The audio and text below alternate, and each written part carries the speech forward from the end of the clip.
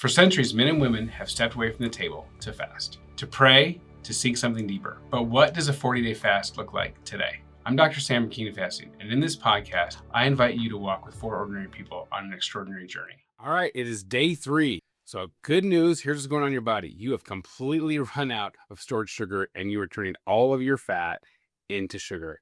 Gluconeogenesis, that's what's going on. So your fat is giving you energy. That's what it's for, fat energy. Stored energy on your body. Your human growth hormone is also elevated. It's over 5 times at this point. You're telling your body to turn that fat into energy. Your blood sugar will never go to zero. So you'll still have blood sugar for your brain, and your body can use ketones and your brain can use ketones. So you have energy. Now you may feel a little slower because, especially if you've never done this, you just have to accept that there's a little bit of a lag. It may just take a little extra time. We talked about how your blood pressure might be a little lower. You have to get up a little slower. That's normal. Make sure you stay hydrated. Now, today I want to talk about fast mimicking, because fast mimicking is actually where we get the idea of these fasting fuels. Fasting fuel is basically food that you can have to keep you in the fasted state and have the benefits of fasting, but don't really break your fast. And there's a couple of research articles that I really like. And I'm going to go into more details about these on day 7, because they both go through a 5 to 7 day fast. But one of them talks about they had a group of people eat 100 calories a day, and 100 calories just basically fed the gut bacteria. It didn't really actually feed the human. So the advantage kept their gut bacteria healthy, didn't feed the person. The person still maintained autophagy. Autophagy, let's talk about that too. Autophagy is when your body is now looking for bad cells in your body. Cells to destroy, cancer cells, cells that you don't need, cells that have nutrients in them that you're not getting from your environment, like loose skin cells. So people who fast don't tend to have lots of loose skin hanging off of them. It's very interesting, very neat, because your body's like, oh, that loose skin cell has amino acids in it that I need. It has magnesium that I need. It has some potassium that I need. I'm going to go and kill that, destroy that cell, and use those nutrients for my body. But it also goes and looks for inflamed cells, and it also looks for cancer cells. And there's some research that shows a 7-day water fast once a year, may actually help eliminate your risk of cancer. So really cool things are happening right now. Your body's actually going and killing all the bad cells in your body. This is where the anti-aging part of fasting comes in too. So people actually end up looking younger. Ironically, I actually did I went to a high school reunion when I was heavy, and everybody's like, I just said, everybody's different when you're at a high school reunion. This was 20 years, and a lot of people were heavier. 2 years later, I'd lost the weight, and I went back and saw some people I hadn't seen because I went to a funeral. And people come up to me after I lost the weight and says, "You look like you did in high school." Well, nobody said that 2 years ago when I was heavier, but I'd been fasting. And then I ran into someone who was kind of a similar experience. I'd worked with them in a different hospital, and I hadn't seen them in a while. And they came up to me and they said, "Wow, you look so much younger." It's like, "What have you been eating?" I was like, "It's actually what I've been not eating," ironically. So there is this benefit, anti-aging benefit and health benefit to fasting. And what we learn with the fast mimicking is we can have a certain amount of calories in a day and still get the benefits of fasting. And so that's where we come up with the fasting fuels. And the fast mimicking, it's high in fat and protein. I don't do it all the time. I just use it as a source. There are fast mimicking diets that people do eat a certain amount of calories every single day. They usually start with around 700 to 1100 calories in the day, and they kind of drop it back to between 250 and 500 for the rest of the time. What I don't like about it is I've talked to people who've done on those fast mimicking diets where they get up to the 500 every single day, and they tend to be hungry for the entire time. And so that sounds miserable to me. The research where they only gave people 100 calories a day and just to feed their gut bacteria, they actually didn't have hunger pains or hunger problems. So ironically, the lower end keeps you from being hungry. So our Bible verse today, we talked about the Daniel and the lion's den. So we're gonna talk about that again today in a little bit different way. It's from 1 Peter 5:8, and it says, "Be sober spirit, be on alert. Your adversary, the devil, prowls around like a roaring lion, seeking someone to devour." Now, lions actually only eat every 3rd to 4th day. And actually every day. The only places they actually eat every day is in zoos when we feed them every day. So the lions naturally fast every 3 days. That's when they usually eat, every 3 days. So we're on day 3 now. So if you're big on carnivore, you're supposed to only eat every 3 days. I'm just going to throw that out there. Just kidding. You're kidding.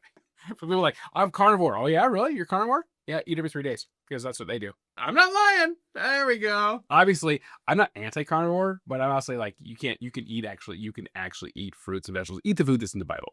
And it's fruits and vegetables and meat, real foods, not processed foods. So lions will eat every single day because they are a predator. The most dangerous thing to another lion is actually another lion. It's not a man. I mean, we can hunt them down, but if you're out in the Serengeti and you're walking around with your gun, you're more likely to get eaten by a lion than you are to kill that lion. So the most dangerous thing to a lion is another lion. And so if you eat all the time, well, things that eat all the time, prey eats all the time. And that's what we do a lot of times in our culture. We graze. We constantly walk through our kitchen. We constantly eat a little bit. Especially I talk about the faster's dilemma. It's real easy for the faster's dilemma people that people can eat. You can fast a long time. We just feast. We tend to graze all day long.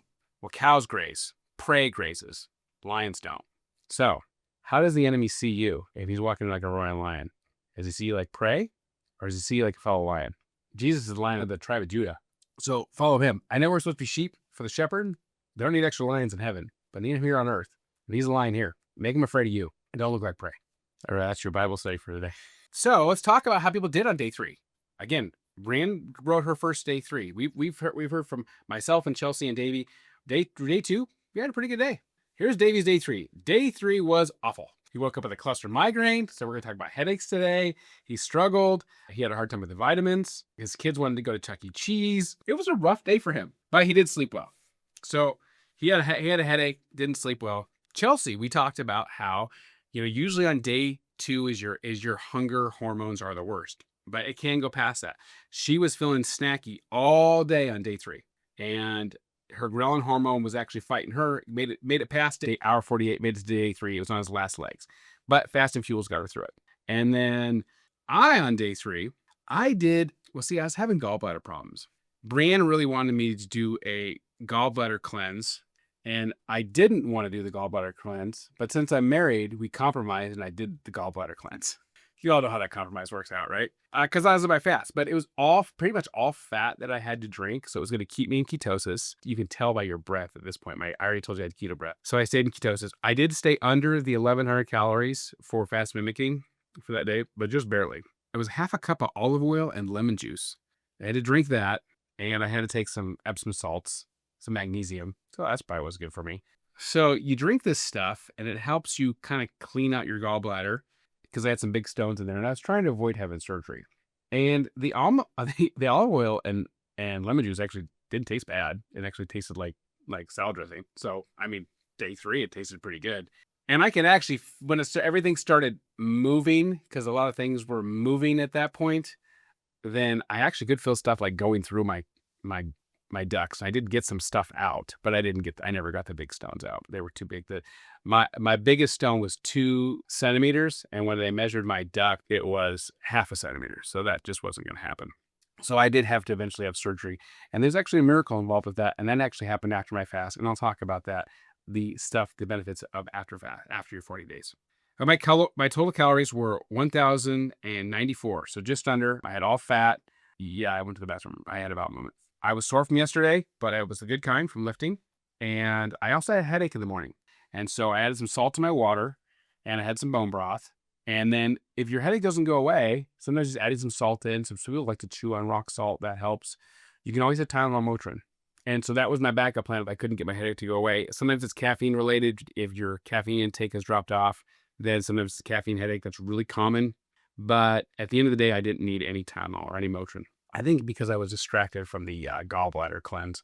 So maybe that's why. So that's why I want to talk about fast mimicking, because there's actually scientific proof, and I actually did keep it under. And this was my highest caloric intake of a day the entire time, and it was all fat. So I kept myself in ketosis the entire time. With the headaches, fasting can help with headaches, but people can initiate headaches. So remember that it could be because of caffeine. It could be because your sodium's a little low. You might need to add some salt in there, some electrolytes.